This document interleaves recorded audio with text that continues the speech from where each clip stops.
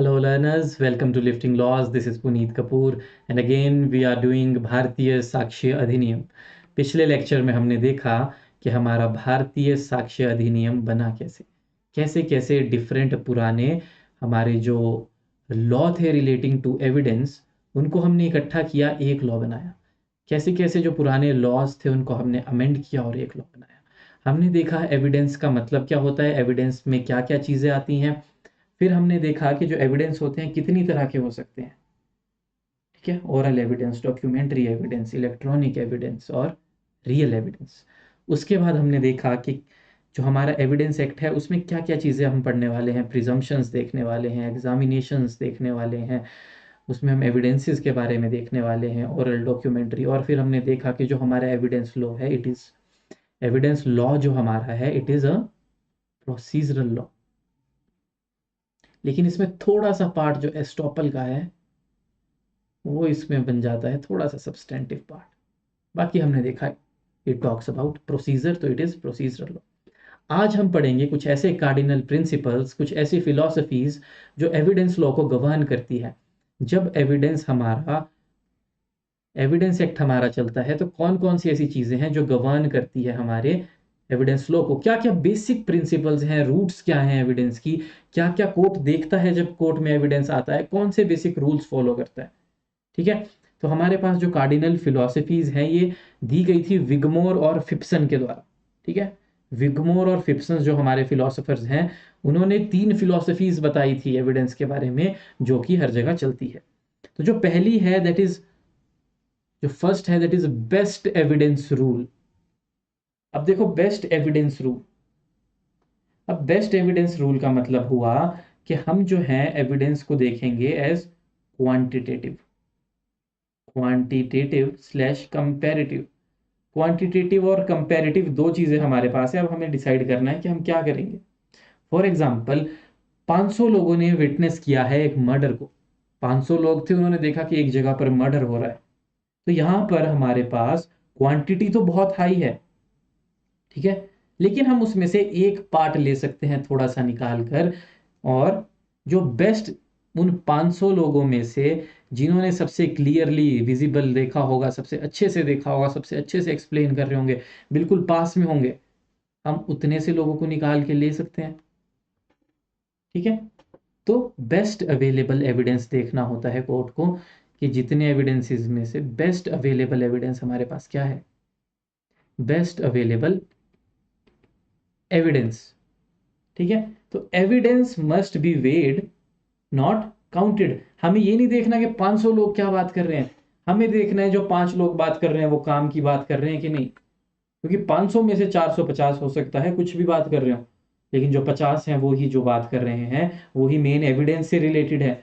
तो हमें देखना है कि बेस्ट एविडेंस रूल का मतलब क्या हुआ। बेस्ट एविडेंस रूल का मतलब हुआ कि जो एविडेंस है हम उसको वे करेंगे, काउंट नहीं करेंगे। 500 लोग हैं तो हम 500 को नहीं ले आएंगे कोर्ट का टाइम वेस्ट करने के लिए, जिसमें से क्या पता 495 लोगों ने अच्छे से वो चीज देखी ही नहीं और एक्सप्लेन ही ना कर पा रहे हो। हम लाएंगे वो 5 लोगों का एविडेंस जो आउटवे कर देगा बाकी 450 लोगों के एविडेंस को, ठीक है। तो the best evidence is the original evidence. तो बेस्ट एविडेंस क्या होता है, ओरिजिनल एविडेंस होता है।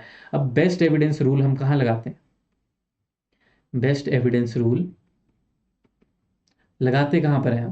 तो देखो अगर हमारे पास डॉक्यूमेंट्री एविडेंस है स्लैश मतलब वर्सेस ओरल एविडेंस है, तो यहां पर हम बेस्ट एविडेंस रूल लगाएंगे और डॉक्यूमेंट्री एविडेंस जो है वो प्रिवेल करेगा, क्योंकि documents never lie, a person can लाई।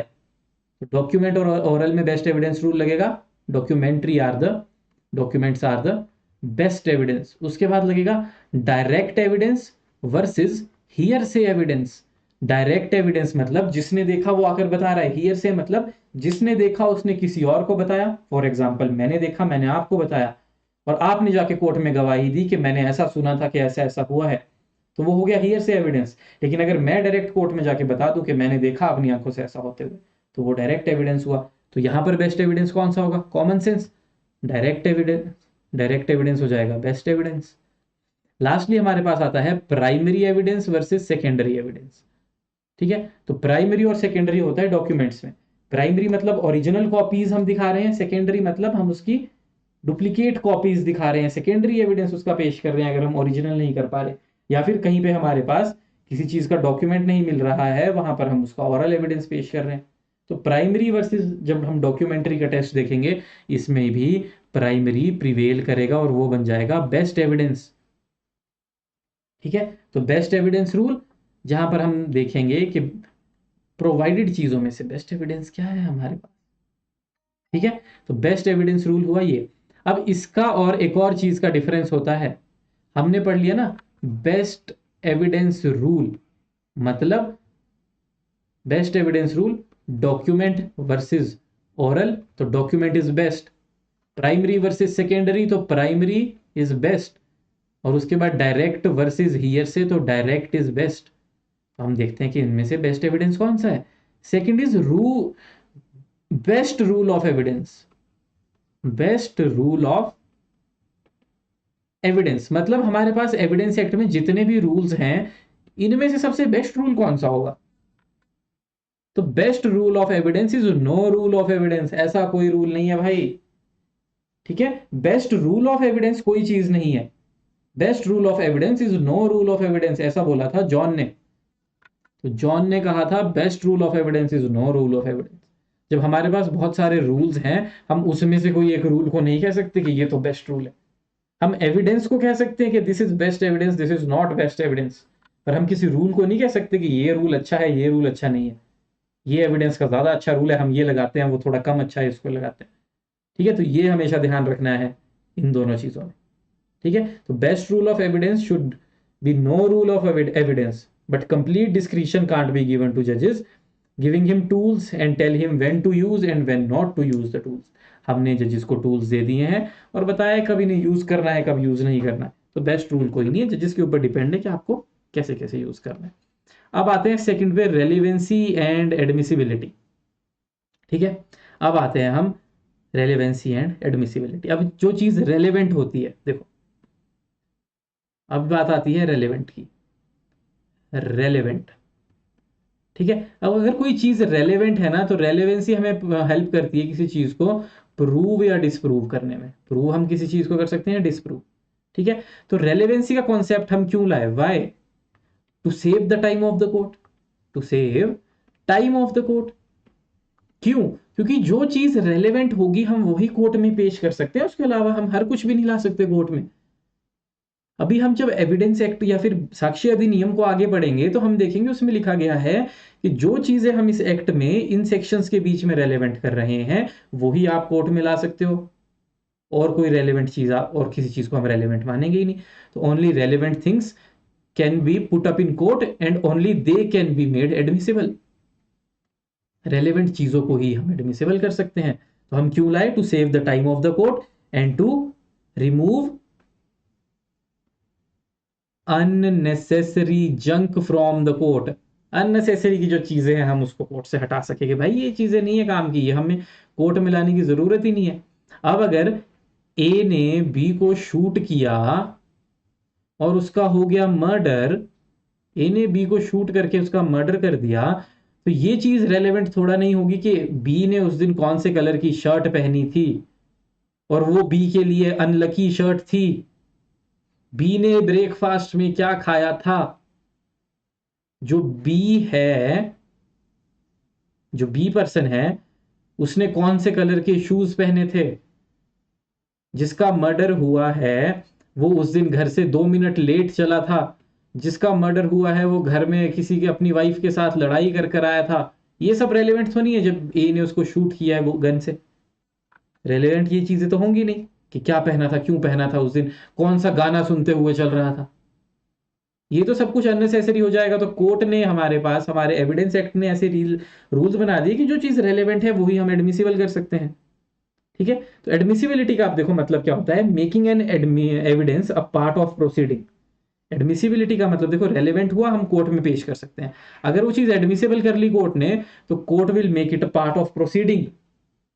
तो evidence to become a part of proceeding, अगर एक एविडेंस को, हमने क्या देखा शुरू में एविडेंस एक्ट में कि एविडेंस क्या होता है ना, जो चीज को प्रूव और डिसप्रूव करे।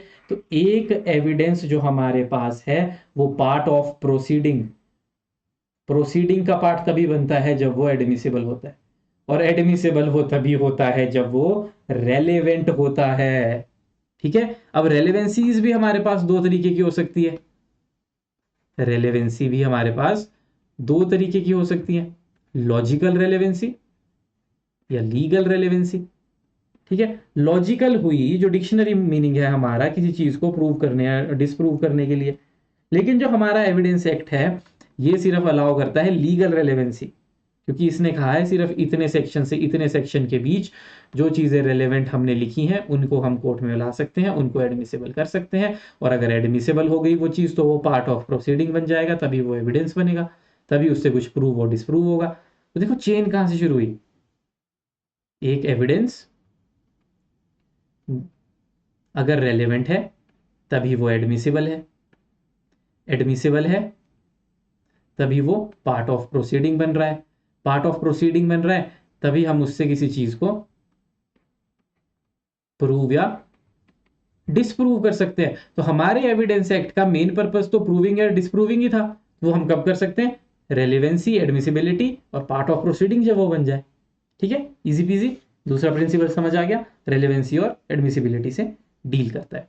तीसरा प्रिंसिपल हमारे पास जो है वो है एप्रिसिएशन ऑफ एविडेंस, जिसमें हमारी जुडिशियल डिस्क्रिशन की बात कही गई है। ठीक है, तो देखो एप्रिसिएशन क्या होता है, द प्रोसेस बाय विच जज is facilitated to come to a conclusion.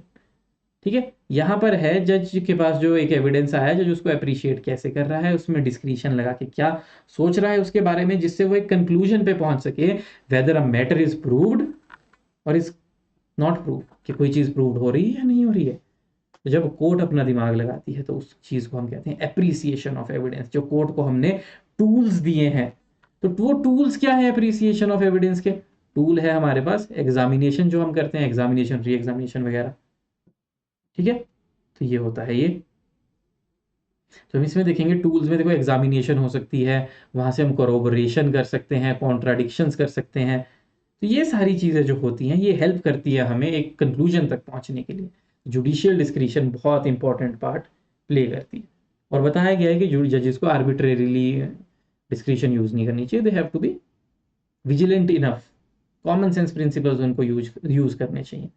ठीक है, उनको लॉजिक यूज करनी चाहिए, रेशनैलिटी यूज करनी चाहिए while appreciating an evidence. Last question जो हम देखते हैं वो है, जो एविडेंस एक्ट है ना उसे हम कहते हैं lex fori, lex fori, law of the forum. आपने देखा होगा लेक्स लोकाय वगैरह के लॉ अलग अलग होते हैं, तो ये है lex fori, law of forum, मतलब law of place of action.